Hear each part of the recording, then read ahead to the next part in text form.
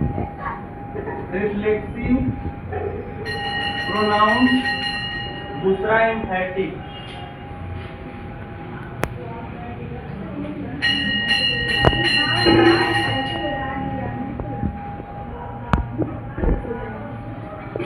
Reflexive pronoun और एम्फैटिक pronoun के लिए समझते हैं। दोनों में जो प्रोनाउन यूज होते हैं सेम होते हैं। पहले कौन कौन आते हैं उनको हम लिख लेते हैं, ठीक है। जैसे आते हैं माई सेल्फ, ठीक है, yourself, herself, ourself, themself, ठीक है, ये आते हैं। रिफ्लेक्सिव क्या होता है, ये वे प्रोनाउन ये सेम होते हैं, ये प्रोनाउन इसमें भी आएंगे, ये इसमें भी आएंगे। अगर मैं कहूंगा कि रिफ्लेक्सिव प्रोनाउन होते हैं, इसका मतलब होता है कि जो भी काम हो रहा है उस काम पर क्या करते हैं, मतलब उसका जो भी परिणाम है वो कर्ता पर पड़ेगा। बस सुनना, ये जो है प्रोनाउन ये इसके लिए भी आएंगे और ये इसके लिए भी आएंगे। अगर ये इसके लिए यूज है तो हम कहेंगे कि जो भी काम है, सब्जेक्ट जो भी काम कर रहा है, उस काम का जो भी रिजल्ट मिलेगा उस सब्जेक्ट पर ही पड़ेगा। समझो, रिफ्लेक्सिव प्रोनाउन क्या होते हैं, वे प्रोनाउन जिससे काम का जो परिणाम है, काम का जो प्रभाव है वो कर्ता पर पड़ता है, वो कहलाएंगे रिफ्लेक्सिव। ठीक है, जैसे इमेजिन करो मैंने एक पत्थर उठाया, मैंने पत्थर खींच के मारा, और कभी कभी ऐसा होता है ना कि पत्थर दीवार से टकरा कर हम ही वापस बच जाता है। हमने काम किया पत्थर मारने का, और उसका परिणाम को कहा हमारे कपार फूट गया। ठीक है, तो हमने जो काम करता है, कोई भी अगर किसी भी सब्जेक्ट के लिए यूज किया गया है तो उस काम का जो भी परिणाम है उसका परिणाम खुद अगर सब्जेक्ट पर पड़े तो कहलाएगा रिफ्लेक्सिव प्रोनाउन। एम्फैटिक क्या होता है, ये सब्जेक्ट पर जोर डालता है किसी भी काम के लिए। ठीक है, बस सुना, एम्फैटिक प्रोनाउन वे प्रोनाउन होते हैं जो किसी काम का जोर डालते हैं, ठीक है, प्रभाव डालते हैं किस पे, सब्जेक्ट पे, वो कहलाएंगे एम्फैटिक।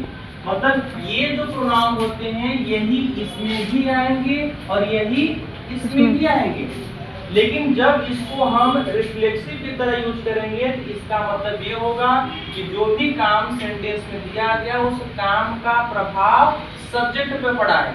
लेकिन जब इसको हम एम्फैटिक के रूप में यूज करेंगे तो इसका मतलब होगा कि ये सब्जेक्ट पर जोर डाल रहा है, दबाव डाल रहा है काम को करने के लिए।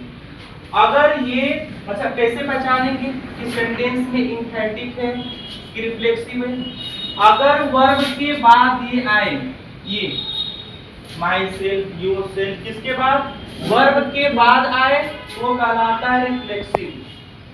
अगर ये वर्ब के पहले आए, किसके पहले, वर्ब के पहले आएगा तो क्या कहलाएगा, एम्फैटिक कहलाएगा। जैसे समझो, अगर ये सेंटेंस में रिफ्लेक्सिव की तरह यूज किया गया है तो इसका अर्थ निकलेगा अपने आप। अगर इसको यूज हम एम्फैटिक की तरह यूज करेंगे तो इसका अर्थ निकलेगा स्वयं। नहीं समझ में आया? जैसे एग्जांपल समझो, जैसे मैंने सेंटेंस लिखा कि I can do my self, इसका मतलब है कि I can do my self, do एक वर्ब इसके बाद आया हुआ है।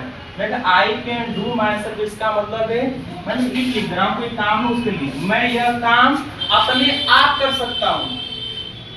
ठीक है, इसका क्या हुआ, ये जो माई सेल्फ है इसका क्या निकलेगा, अपने आप। क्यों, क्योंकि डू एक वर्ब है, वर्ब के बाद आया है। अगर ये वर्ब के बाद आएगा तो कहलाएगा रिफ्लेक्सिव।